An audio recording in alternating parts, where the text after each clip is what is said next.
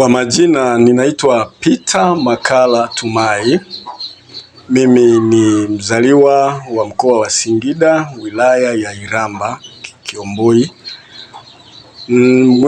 Mwaka 2023 mwezi wa 8 nilipata changamoto ya ulemavu wa mguu baada ya kugongwa na pikipiki nikiwa katika harakati za kutoka matembezini.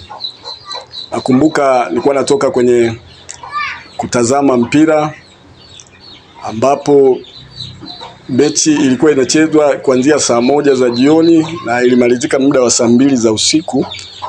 Basi baada ya kuwa tumemaliza kuangalia ile mechi, niliendelea kupata burudani mazingira nilipokuwepo, na baada ya kuwa muda ulipokuwa umesha kwenda, kwa maana ya kwamba muda ulikuwa umesha kuwa ni muda mrefu tangu nimekaa pale, maana yake ilikuwa imeshakuwa ni usiku, niliamua kujirejesha nyumbani. Nakumbuka ilikuwa ni muda wa saa 6 za usiku. Nikiwa katika harakati za kurudi nyumbani kutoka sehemu nilipokuwa, maana sehemu nilipokuwa ni sehemu ambayo ilikuwa ni nje kidogo na barabara kuu. Kwa hiyo nilitoka katika hiyo sehemu kuja kufika kwenye barabara kuu ambayo ilikuwa inanielekeza kwenda nyumbani kwangu nilipokuwa naishi. Nilikutana na hii changamoto ya kugongwa na pikipiki. Na baada ya kuwa nimegongwa na pikipiki, kwa kweli kwa mazingira ya muda ule ilikuwa ni usiku, watu walikuwa wameshalala. Nami baada ya kuwa nimegongwa nilikuta na maumivu makali, mguu tayari ulikuwa umeshavunjika, sikuweza hata kuendelea kutembea. Kwa hiyo nilijaribu kuhitaji msaada wa watu kwa usiku ule. Kwa hiyo nilijaribu kupiga sana yowe nikihitaji msaada. Nilipiga yowe sana muda kama lisaa zima na nisipate msaada, kwa sababu muda ule ulikuwa tayari ni usiku sana. Watu walikuwa wamekwisha kulala.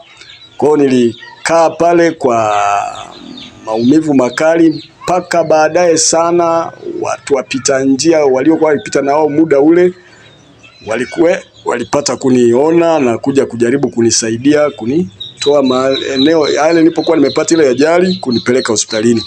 Kwa hiyo nilikuja nikajikuta niko hospitali na sikujua ni nani ambaye alinisababisha ile ajali.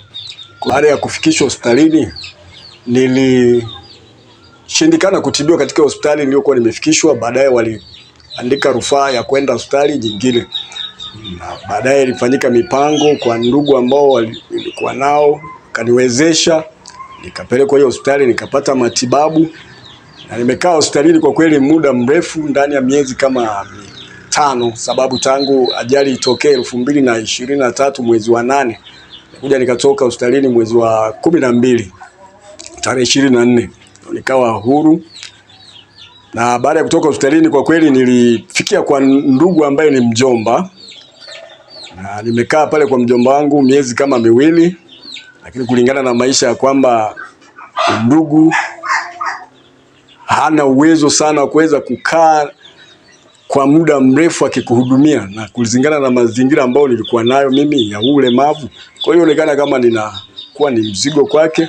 Sasa kuna ndugu yangu ambaye ni dada yangu, alikuwa anaishi mkoa wa Mara, wilaya ya Bunda.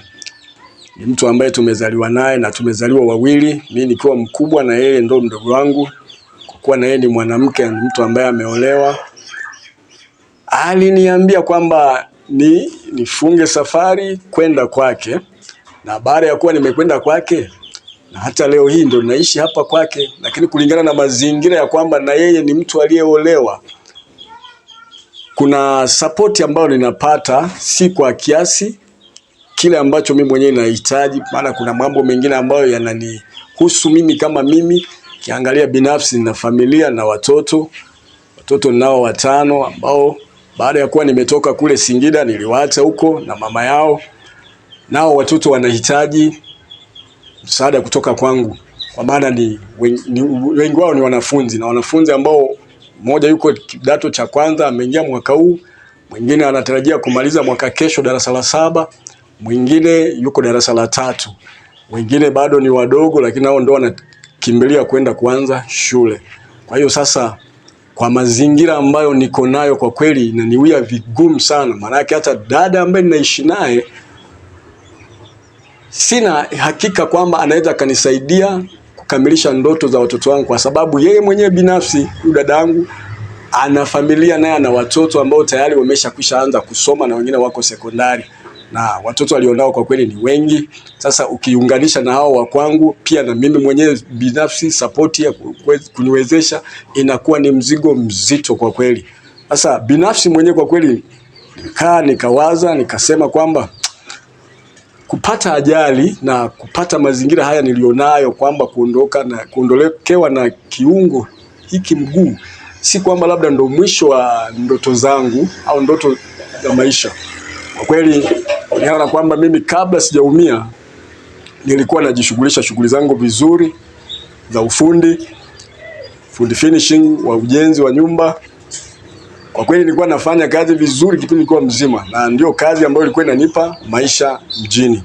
Sasa baada ya kuwa nimepata hii changamoto, kwa kweli imeniwia vigumu, kwa sababu ni ngumu sana. Hata kama umeenda kwa mtu kahitaji kwamba bwana nisaidie unipe kazi na uzoefu wa kufanya kazi hii, kwa kweli inakuwa ni ngumu sana mtu kuweza kukuelewa kulingana na akiangalia mazingira nilionayo.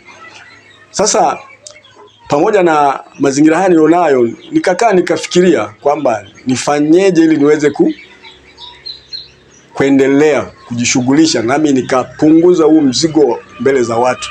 Kwa hiyo nikawaza kwamba nijaribu kutafuta msaada kwa Watanzania wenzangu ambao Mungu ataweza kuwagusa na kuweza kunisapoti niweze kupata walau mtaji wa kuweza kufanya chochote kile, ama kama kuna uwezekano atakaoguswa niweze kupata support ya mguu wa bandia ili uweze kunifaa katika shughuli zangu ambazo nilikuwa nikizifanya hapo awali.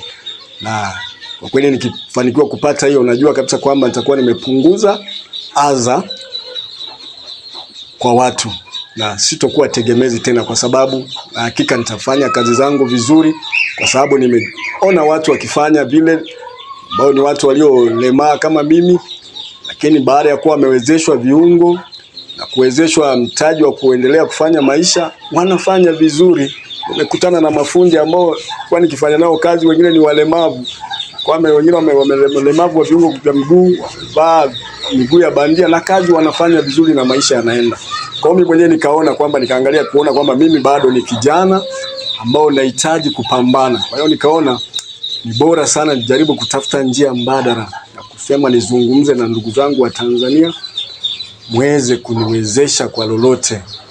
Mungu awaguse katika hili ambalo ninahitaji mbele zenu.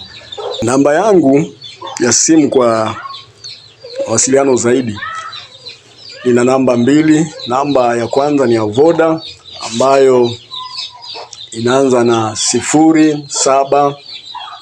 0742 70 97 52. Namba ya Voda nitaomba kuirudia ni 0742 70 97 52. Pia namba ya Airtel ni 0695 32 63 69. Naomba kuirudia, namba ya Airtel ni 0695 32 63 69. Nashukuru sana ndugu zangu. Mungu awabariki, Mungu awaguse kuweza kunisaidia katika hitaji langu hili.